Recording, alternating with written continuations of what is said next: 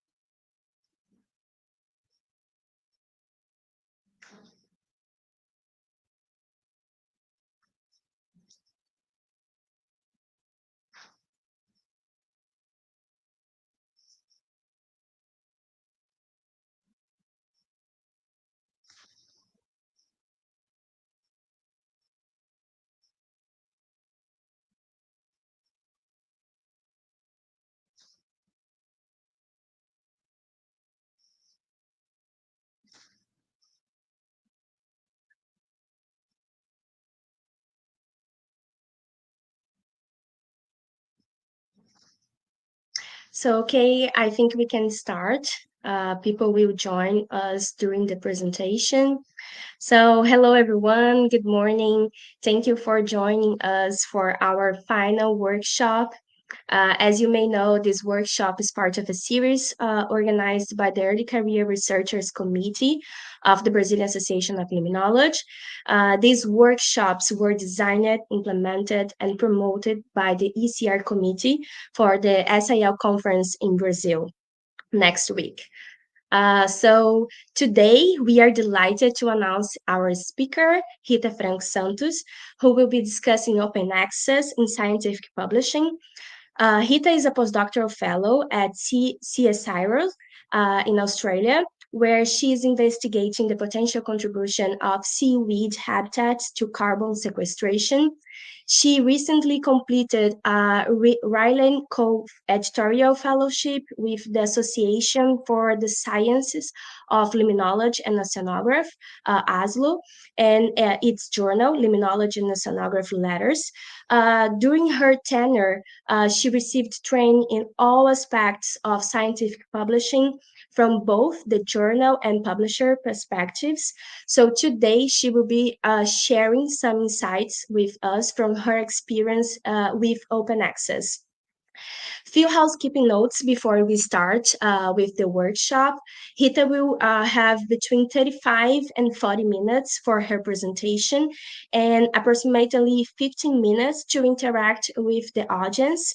So we kindly ask you to send your questions during the presentation, and we will organize the questions for Rita. So now the mic is yours, Rita.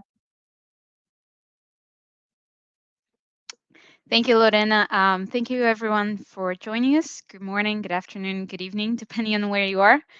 I just want to quickly say that the work that I'm presenting here today comes from this Raelyn Cole Editorial Fellowship that I had with ASLO in Limnology and Oceanography Letters. And it also comes from conversations I've had with a bunch of my colleagues at ASLO and also a bunch of early career researchers and other researchers who gave me feedback on this publication. So I just want to acknowledge everyone that was involved somehow in the process. And I want to start today by doing something that is a common practice in Australia as we try to reconcile the effects of our colonial past on our Indigenous peoples, and that's to do an acknowledgement of country. So I begin by acknowledging the Whadjuk people from the Noongar Nation, who are the traditional custodians of the land on which I stand today, which is Perth, Australia, as well as the traditional custodians throughout all the cities and countries represented here today. I pay my respects to their elders, past and present, and I extend that respect to all Indigenous peoples attending this workshop, especially Aboriginal and Torres Strait Islander peoples. So the information I'm going to pass to you today comes from a publication on open access publishing in aquatic sciences. Um, this is what it looks like on the website, and you have here a QR code that will take you to the link. And throughout the presentation, you will see several QR codes to resources that I'm giving you. And for the Brazilians and other Portuguese speakers, if you scroll down this page at the bottom, just below acknowledgements, you'll see that there is a PDF file on the supporting information, and this is a full translation of the article into Brazilian Portuguese. So you can access that separate PDF file if you want the content directly in Portuguese. Now, I want to start with a brief history of the open access model. So, traditionally, researchers would read articles that were published as print only until very recently through their institutions and libraries, which would subscribe to journals or publishers that were of interest to the institution. However, in the 90s, the cost of subscription to these journals started to rise well beyond the budget from libraries and institutions in what became known as the serials crisis. Um, Luckily, the advent of the internet helped solve this crisis by providing an online platform where articles could be freely distributed and accessed by everyone. So in 1998, the Latin American publishing model solidified open access before the term was even coined when it launched the Scientific Electronic Online Library, or Cielo for those familiar with it. And you can use that QR code to learn a bit more about it. In 2002, the term open access was coined during the Budapest Open Access Initiative, when researchers stated that any scholar publications that were of a non-commercial perspective should be freely available for everyone, everywhere. And during that same year in 2002, there was the launching of the nonprofit Creative Commons, which handles the Creative Commons licenses that I'm going to talk about in a little bit. The following year, in 2003, there were two other initiatives that further supported the open access movement, which were the Bethesda Statement and the Berlin Declaration on Open Access. And it was also in that year that the Directory of Open Access Journals was launched in Sweden. So over the next 15 years, there was a development in the infrastructure to support open access, and the ultimatum for scientists to uptake the open access publishing model came with Plan S in 2018, which was proposed by Coalition S, which is a group formed by the major European funders of research. And they basically stated that any research that was published from a project that was funded by these agencies should be made available to the public immediately and freely. Um, so Plan S supports provides support for the article processing charge business model, which basically states that the researchers, their institution, or their funding agency have to pay to publish an article, um, which is in contrast to the previous model, which was um, researchers or their institution will pay for someone to read published articles. So the article processing charge, or APC model, is not the only one. I have here on the top right corner, there are two QR codes that take you to PLOS's community action publication model and the global equity model. So just for you to know that there are different models, business models within the open access publishing landscape. The other thing with Plan S is that everyone that was funded by these agencies had to publish their research as open access. But Plan S, at the time of launching, did not consider preprints as fulfilling the criteria for open access.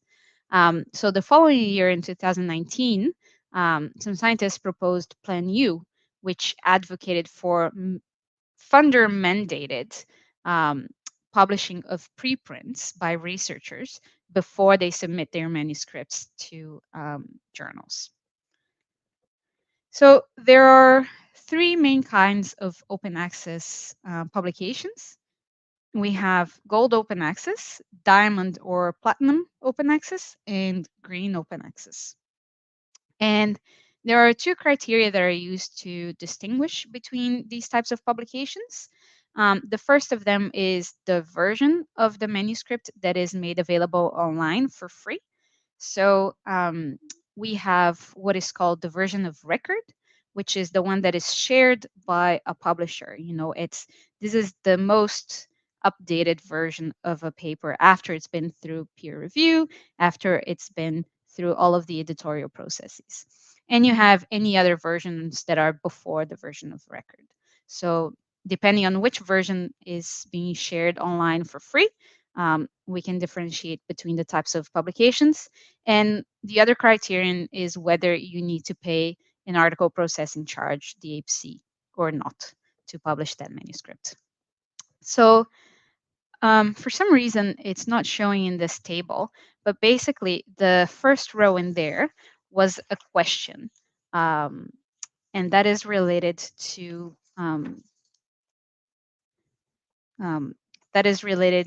whether there is an embargo on the publication. So basically, if your publisher is releasing your article free of charge for anyone to read, then by definition, there is no embargo on whether your publication is available to others or not. It's made freely available immediately.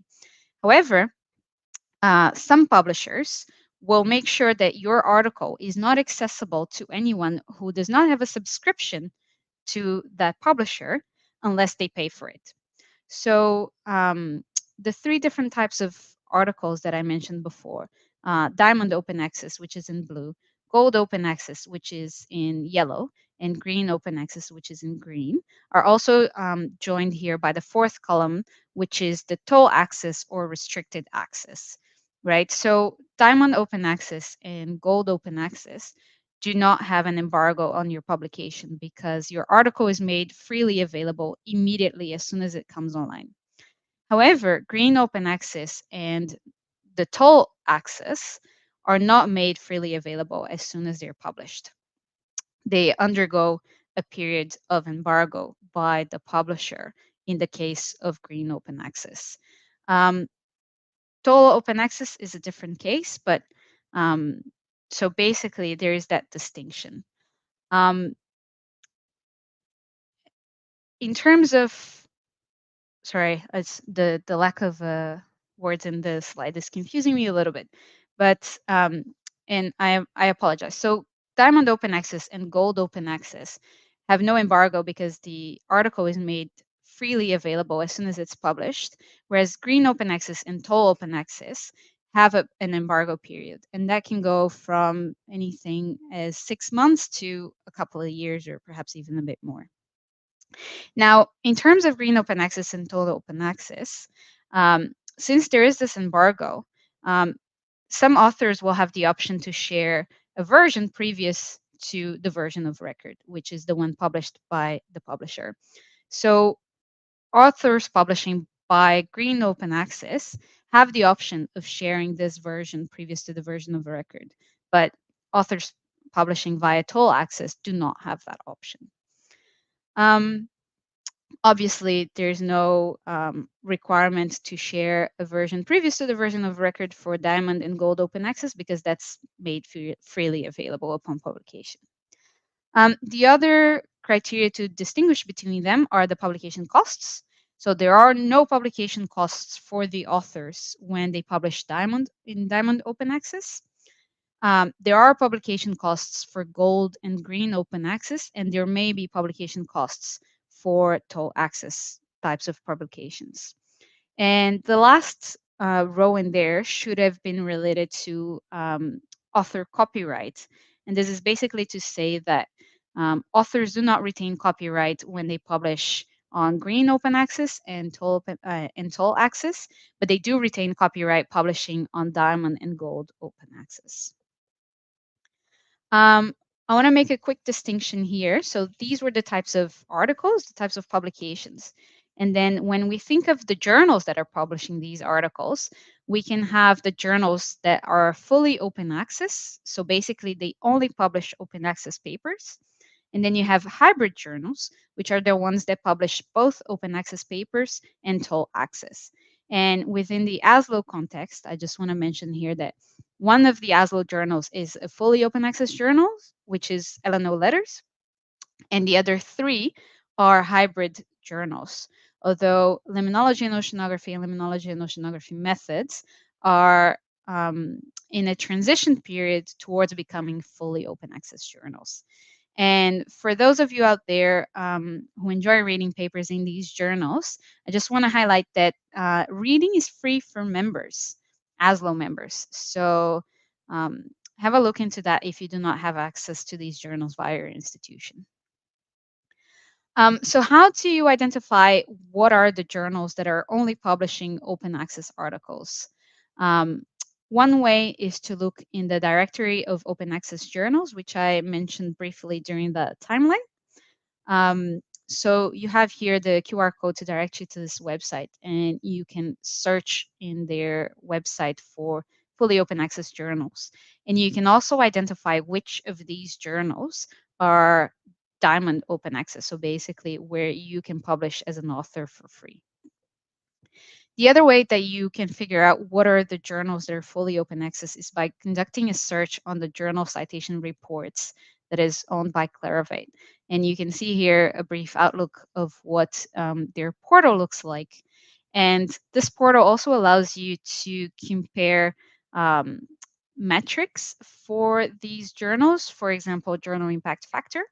And it also allows you to look at the data and how it is different between gold fully open access journals and diamond fully open access journals. Now, I want to briefly talk about the copyright licenses as well.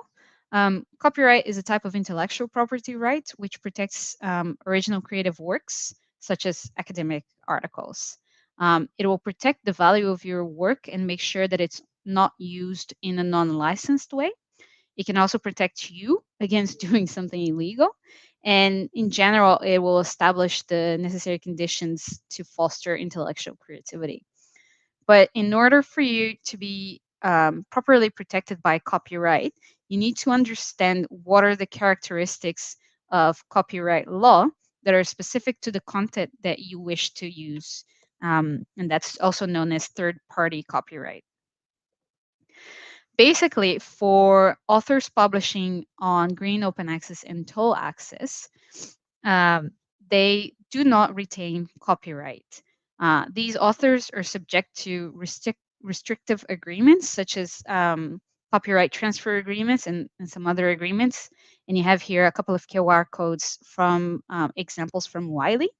So basically, um, these authors will transfer copyright to the publisher or to the society that is responsible for publishing their article. And there's going to be some kind of restriction for the author themselves or for others to reuse the published content if you're publishing on green open access or toll access. However, if you're publishing a gold or a diamond open access article, you will retain copyright. And this is done via the Creative Commons copyright licenses for publications, for open access publications. And these licenses, they're based on 4 core conditions to reusing published content. So the main one is attribution to the content creator. All copyrights, well, almost all copyright licenses require that you attribute content to its creator. That's the CC BY license. Um, Besides attributing content to the creator, an author can also demand that the article that they're publishing be reused in a way such that the work is not modified. So it's a non-derivative use. And what is meant by that is you can, for example, you can download, you can share it, but you cannot modify. So for example, if you're translating a work in its entirety, that's modifying the work. So a license that is non-derivative or CC BY ND will not allow you to translate the content fully. Authors can also demand that any reuse of their content be for non-commercial purposes, which is the CC BY and C license. They can also demand that anyone reusing their content publish their own work with the same license that the original content was published in. This is what it's called the share alike license, and that's the CC BY SA. So for example, if I publish something that has a non-commercial purpose, anyone else that is reusing my content also has to publish with a non-commercial purpose. That's what the share alike license means. And you can also combine some of these last 3 core conditions to reusing content. So you can have a license here at the bottom left that requires attribution to the content creator, requires that use be non-derivative, and also requires that use be for non-commercial purposes. Or you can have a license that requires attribution to the content creator, requires non-commercial purposes, and requires that any content be published with the same license as the original. So these are the 6 licenses that you see sort of from the middle to the left part of the slide. And the last license is the one in there that's CC0, which is basically you're putting your content out in the public dominion for any reuse by anyone for whatever purposes they want. So basically, you're putting your work out there for free and anyone could do whatever they want with it. And I just wanted to provide an example. So like I mentioned earlier, I provide a full translation of this article into Brazilian Portuguese in the supporting information. So I actually reused content and I did it in a derivative way. So I have to provide an attribution statement in the beginning of my translation. So as you can see there are a few elements to an attribution statement. So I have to specify the title of the publication. I have to specify the author, which in this case is myself, and also the copyright owner, which in this case is my employer, CSIRO. I also have to specify the source of the work, so where anyone can find it.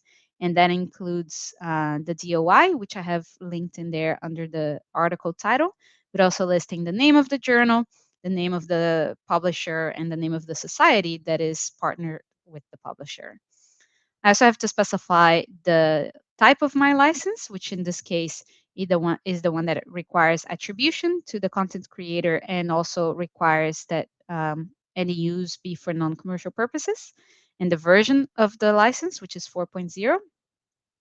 And I can also add other information that is specific to this work, which in my case is that I translate the entire content of the article into Brazilian Portuguese, with the exception of links to websites where a version of the information in Brazilian Portuguese is available. And I provide that instead of providing the link to the English version.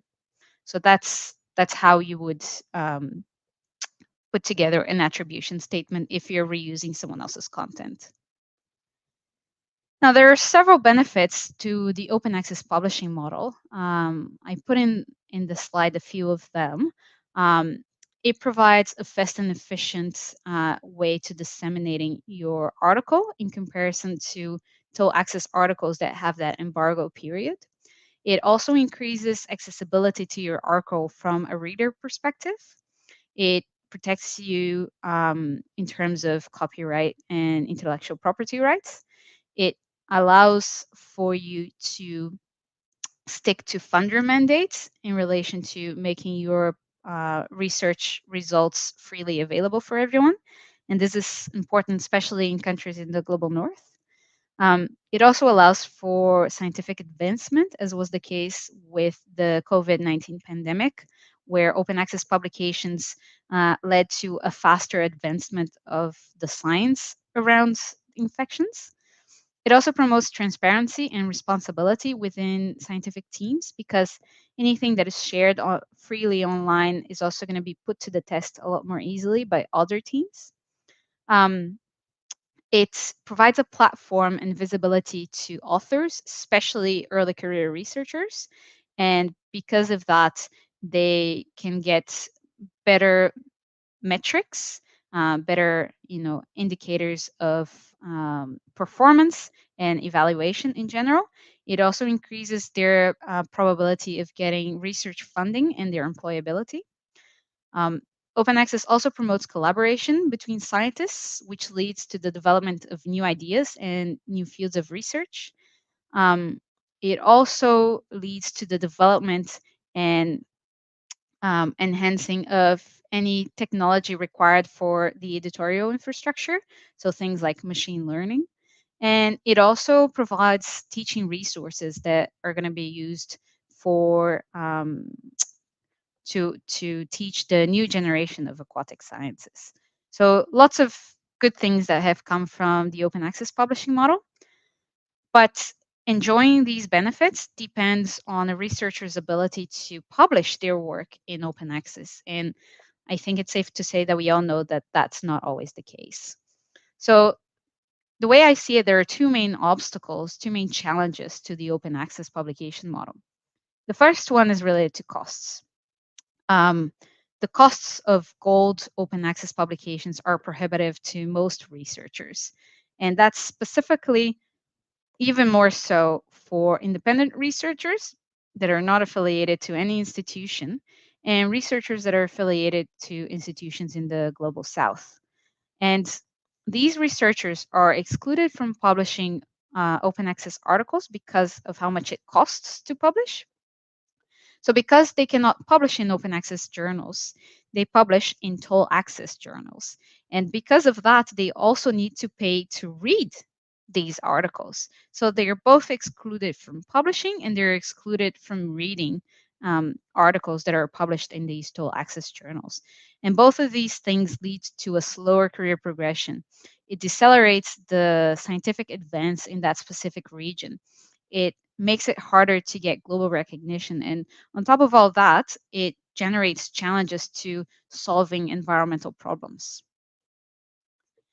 The other main challenge of the open access publishing model is the use of English as the universal language of scientific publications. So I put here a link to a really nice paper that talks about how this affects researchers in many different ways. And the examples that they give are related to conference participation, effort, time into creating and practicing presentations, how often you need to revise your paper, how much time and effort you put into reading and writing, how likely are you to have your paper accepted or rejected by a journal. And all of these metrics are very different depending on whether you are a native English speaker or a non-native English speaker. Many researchers have a lot of difficulty in reading and writing in English, even those that are fluent in English.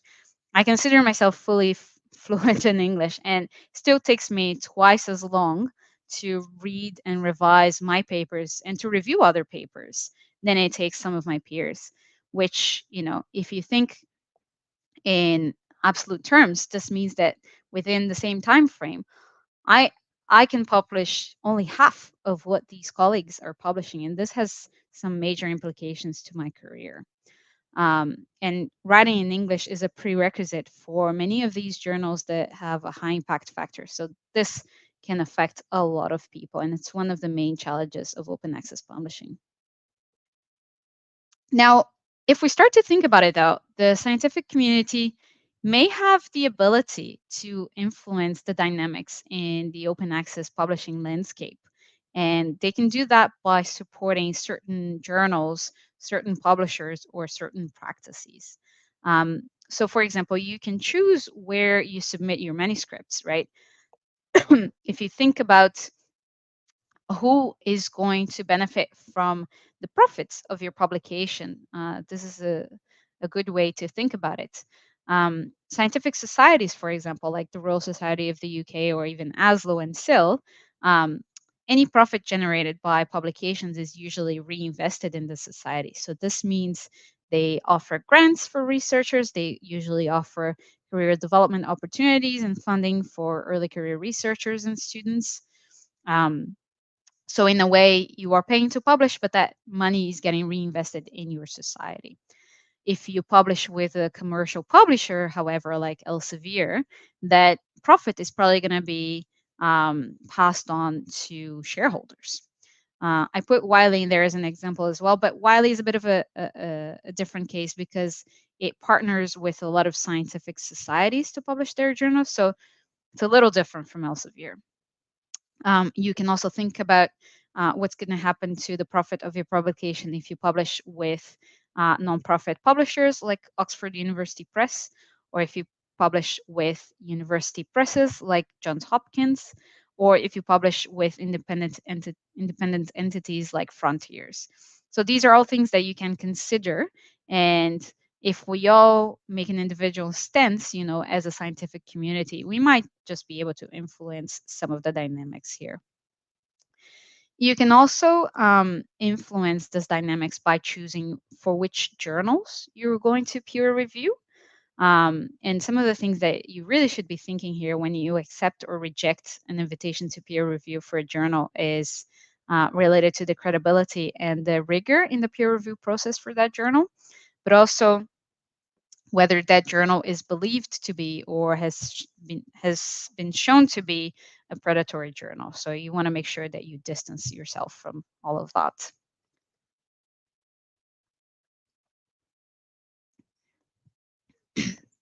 Now, if you decided that you want to publish in a journal, a gold open access journal, you will need to pay an article processing charge. You'll need to pay an APC. And this cost is normally paid in one of 4 different ways. So the first one are the grants. That can be project grants, national grants, institutional, or funder grants. And these are specific to each researcher, so I'm not going to talk so much about it. I'm just going to offer a suggestion on how to spend your money before you run out of your grant money. The second way is via transformational agreements. You can also pay for APCs via partial or total waivers. And my least favorite, you can pay for it out of your own pocket, but I do not like that option. I will not talk about that option because to me, it leads to a conversation about ethics and equity in open access publishing. I only offer suggestions on how to avoid spending your own money to publish. Um, sorry. So if we're talking about grants, like I said, I only want to give suggestions on what to do if you are afraid that you're going to have to return the money before you can spend it to pay for the article processing charge. So 3 publishers allow you to pay your APC in advance if your article is currently under review. So these are PeerJ, MDPI, and PLOS. However, what happens if your article is rejected or if you retract your paper before it is accepted? Will you get refunded for the advance payment? PeerJ will refund you. MDPI doesn't make it any clear. And PLOS will only do that if it's legally obliged to. Now, the more interesting option, in my opinion, is to pay is actually provided by PeerJ, and they have something called lifetime individual memberships that cost between $500 and $700 US, and these are a one-time payment, and then forever since then you can publish for free. The only caveat is that every author in your publication also needs to have a lifetime individual membership for that publication to have 0 costs. But instead of that being a caveat, I want to propose that that's actually an opportunity um, for PIs who actually have a bit of money in their lab, and you can buy lifetime individual memberships to the people in your lab, especially the early career researchers, and set them up for success, for future success. I'm not going to go into details, but I just want to recommend that if you're interested in this, go on the PeerJ website and have a look at what they call the tuna network and how they describe what a great opportunity the individual lifetime memberships can be. The second way to pay for an APC is via transformational agreements, also known as read and publish agreements. These are signed between a publisher and an institution or a library or a consortium of institutions or libraries. These have a specific duration. They also have a pre-agreed payment to the publisher that will allow researchers to have unlimited access to reading the journal portfolio, but also allow researchers to publish in the journals of this publisher. And the duration and other aspects of these agreements can change while the agreements are in place. So make sure that you keep up to date with your own institutional context for each of these agreements. There are 2 main types of transformational agreements. There are the ones that where researchers can publish an unlimited or uncapped number of articles every year. And then there are the ones where there is a limit or a cap to how many articles can be published every year. And after that number is reached, if the institution wants to publish more papers, they have to pay extra to the publisher. So each agreement has specific characteristics, things like duration. Also, what are the requirements in relation to authorship and affiliation and the use of institutional email when submitting a paper to a publisher. They also specify, like I said, how many articles can be published under that agreement. And it's worth noting that the number of articles is reset every calendar year. So it's not for the duration of the agreement, but this is on a yearly basis. The agreements will also set how much of the APC the author will have to pay. In general, authors will not have to pay anything, but there are some agreements that only provide a percentage of the APC free of charge for the authors. They also specify what are the types of articles that are eligible for the agreement. So if you're publishing original research, a comment, a review, case study, a letters type, these are set forth in the agreement itself. It also specifies what are the journals that are included in their agreement. Is it only hybrid journals? Is it only fully open access journal, or is it both? So always check the transformational agreements from your institution. If you want to publish an article in a very specific journal, my advice to you is go and check the website for the publisher and see if you're eligible to pay for the APC via your institutional's transformational agreement. So here I have two examples. On the left is a web page for Wiley, and on the right, the web page for Springer.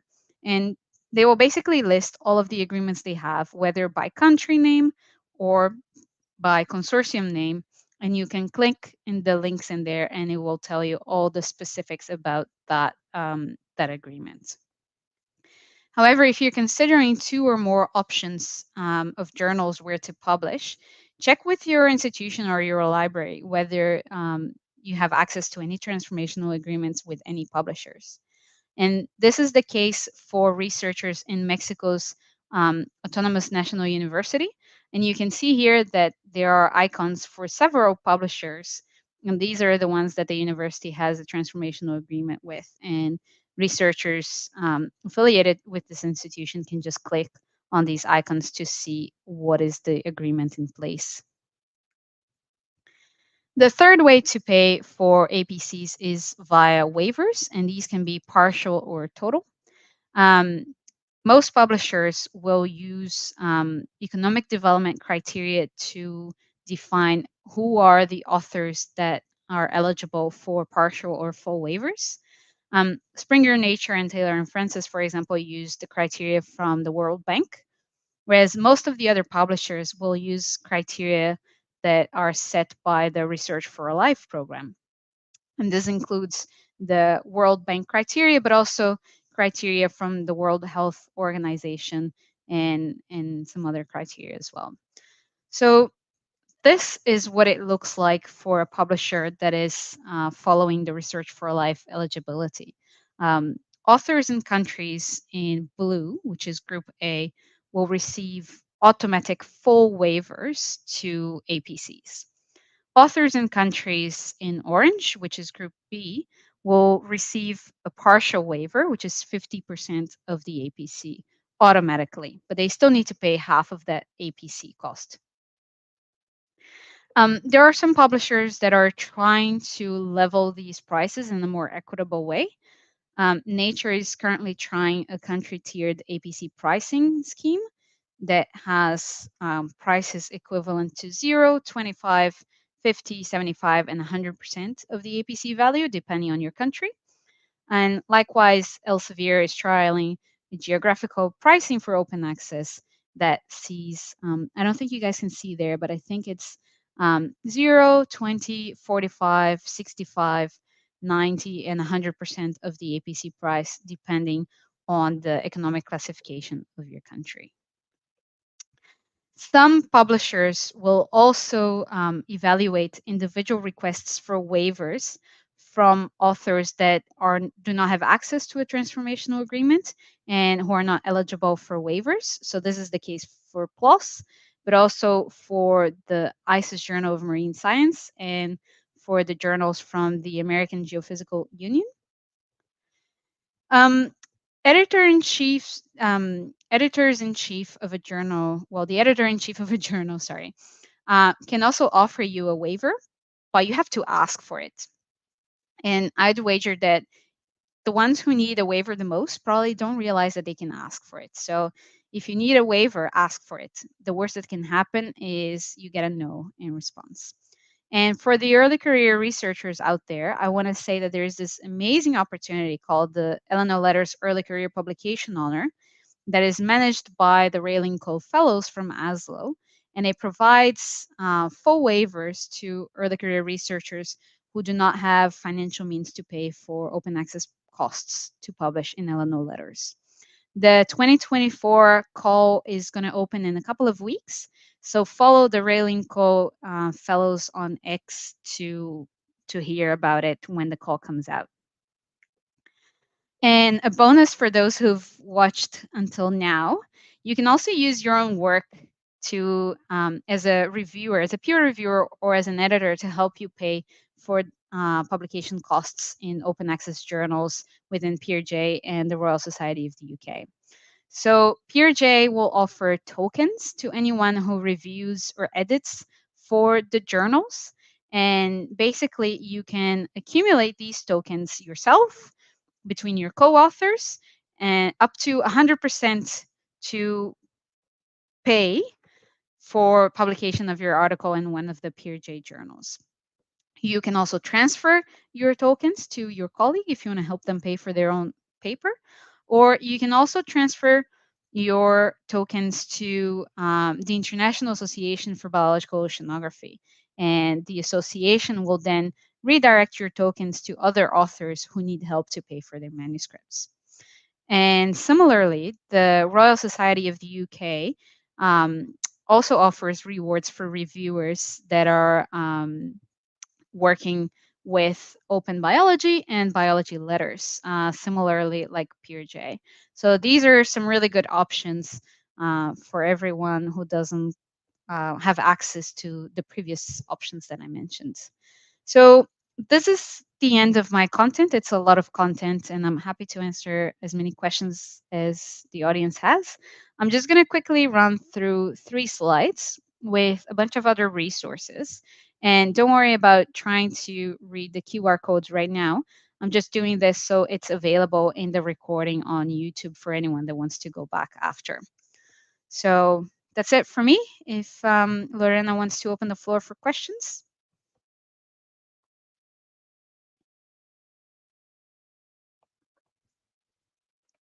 Lorena, I think you need to unmute yourself.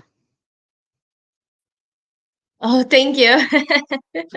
Sorry. So thank you for this amazing presentation, Rita, filled with important information and important tips. I didn't know much about open access. In fact, it's really have content, a lot of There's things that, so much, and it's changing we every need to day. consider.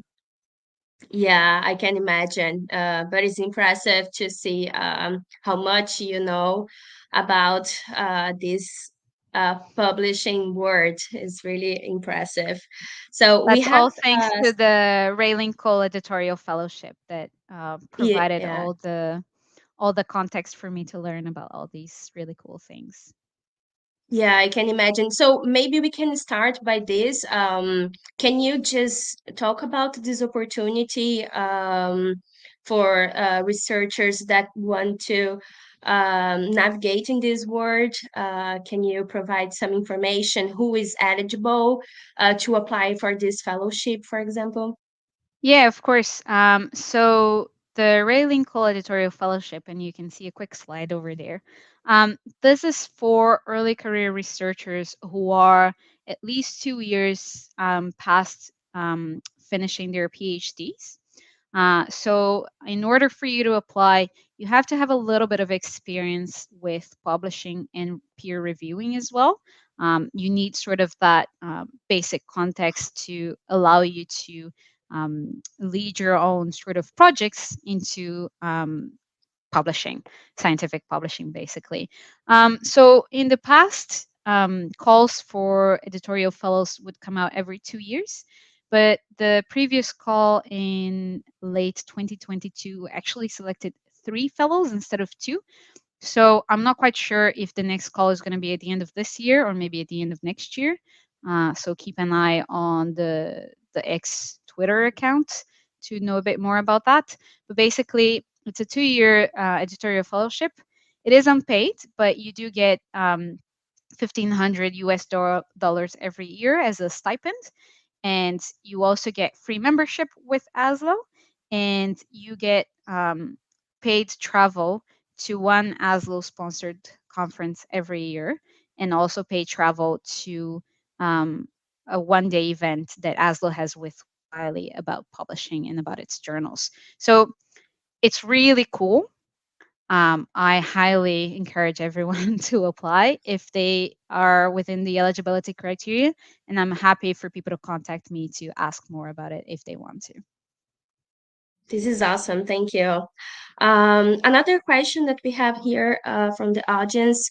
So, what role does government policy play in promoting or hindering the adoption of open access initiative in the global south?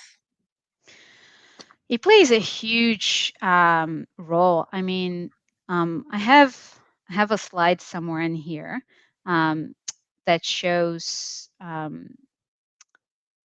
So basically, Colombia within Latin America, I want to give the example of Colombia. It has agreements with several publishers, right? And I assume that that was driven on a government level. Brazil, which is where I'm from, does not have any agreements at all with any publisher. And this is because of government policy on scientific publishing, right? So, for example, access to read publications is usually done via CAPES, which is the main national funding agency. So the current model in Brazil is different from your traditional institutional journal subscription or open access models, right? So it in Germany, for example, you also have Project Deal, which was organized on a country level. So while in many countries there is no influence from government, um, you have different levels. Some countries will have some influence from the government, and some countries will have a lot of influence from the government, like in Brazil. In the US, for example, it's very patchy. The influence that the government is playing is in terms of the White House mandate for open access publishing, and some of the funding agencies also mandate open access for research results.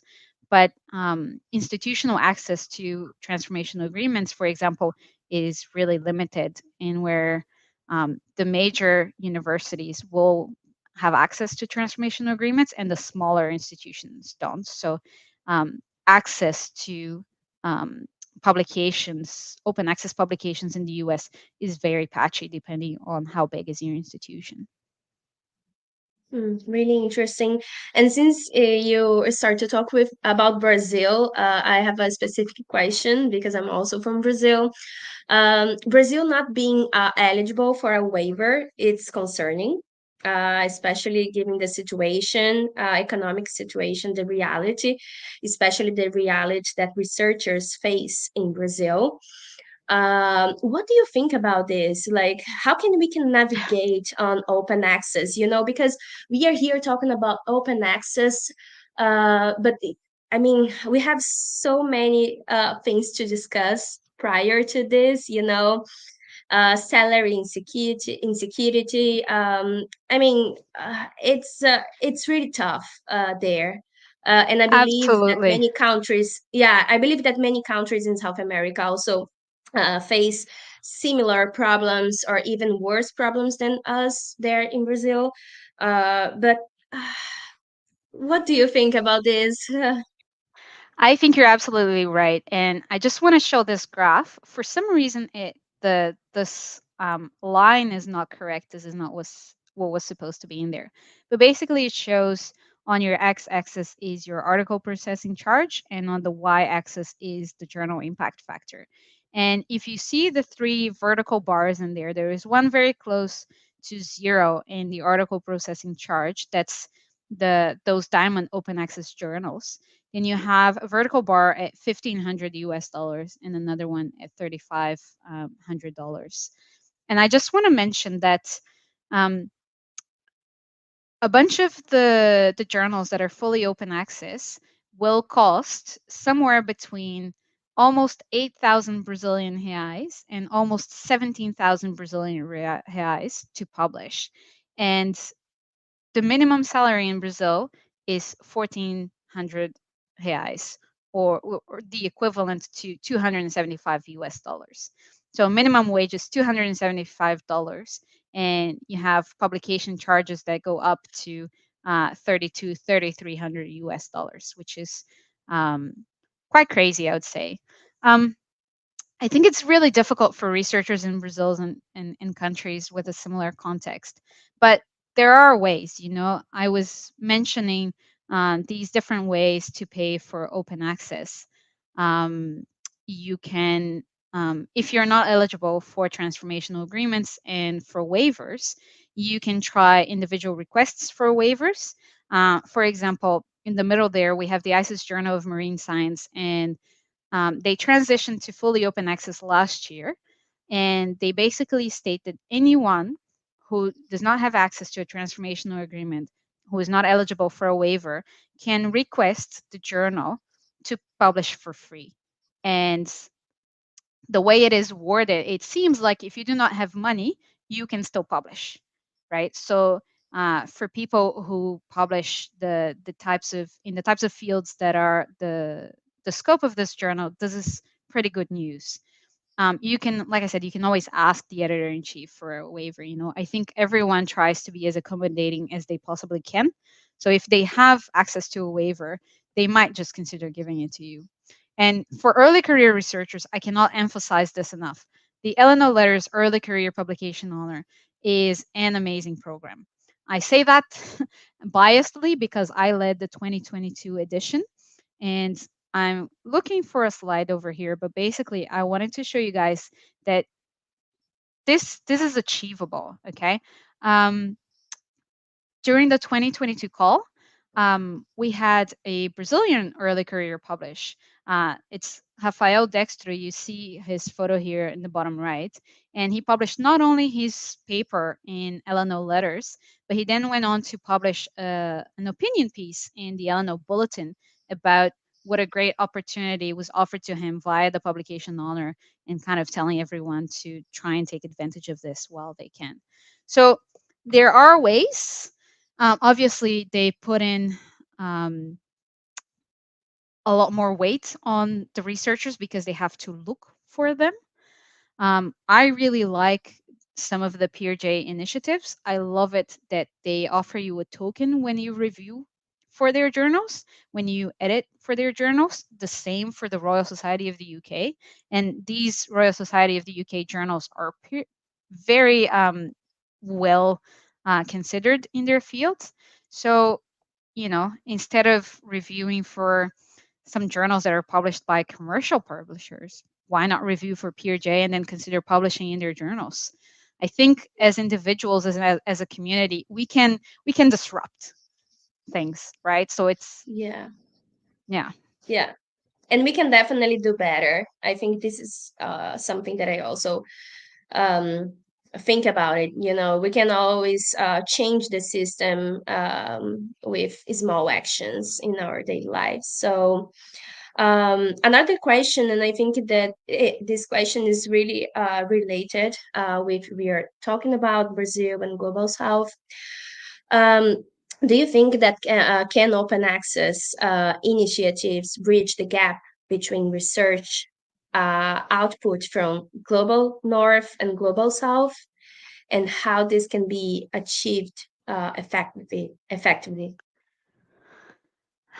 I think that the way it's been since up until now, it's actually been the opposite, uh, Yeah, because of basically, not a lot of people know about Diamond Open Access, right? Not a lot of people know that it's a really interesting option, and most people think that Gold Open Access journals are the way to go. Then you have those problems with publication costs, and that basically excludes most of the people in the Global South from taking advantage of the benefits of open access. So as it's been so far, I think it's actually the opposite. It's increased the divide between global north yeah, and global south. Um, I think there could be ways to bridge that gap, but it's going to take a lot of doing, and I don't see that happening anytime soon. Um, there, there is change happening right now within Coalition S. They they have realized, some major challenges that came about with Plan S. One of them being the problem with costs. So they're, revising their model to try and come up with a more community style publishing um, landscape. But obviously, until there is uptake by everyone, and especially by publishers, and especially by the commercial publishers who are making huge profit of publications, um, yeah, I think it's still going to be a little while before that gap is reduced. Yeah, I completely agree with you, and it's good to hear your Unfortunately. perspective. Yeah, yeah. But it's good to hear your perspective, especially considering all your experience, Yeah. in But this like I said, people scientific are trying, publication. right? Some Yeah, of the publishers are trying different pricing systems. Uh, yeah. ASLO is trying quite hard via its Raelyn Cole Editorial Fellows. It's a huge effort on our part to provide all of these waivers. So there are really good initiatives. It's just to overhaul the system as a whole, it's going to take a bit more. Yeah, exactly. And maybe we need to try harder. Yeah, especially the As ones in individuals, for sure. yeah, yeah. Yeah, especially being in a better position to change something, So yeah, Especially the unfortunately. researchers in the global north who have a fair bit of economic power via their transformational Yes. agreements.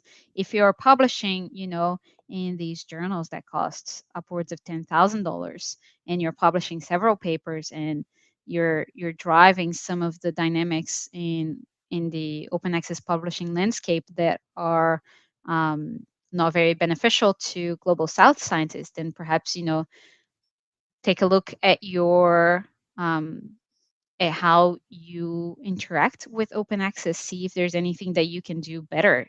um, Yes. if you're in a privileged position, you are also in a position to help. Yes, exactly. It's exactly what I think. It's exactly this. Yeah, I think we are on our time. And I just would like to thank you for finding time to be here with us and for all the content that you brought today. Was really, really interesting. I think this is really helpful, especially for early career researchers. Being an early career researcher, there are many things that you mentioned during your presentation that I didn't know about it. So it's really valuable, everything that you brought today in our It's my pleasure, and I encourage everyone. You can find my email via this publication. I'm also on Twitter, and you can always contact me. I've been trying to disseminate information because information is power, right? So yeah. yeah, if you want to get in touch to try and know a bit more, follow me so you can see the stuff that I'm producing and publishing.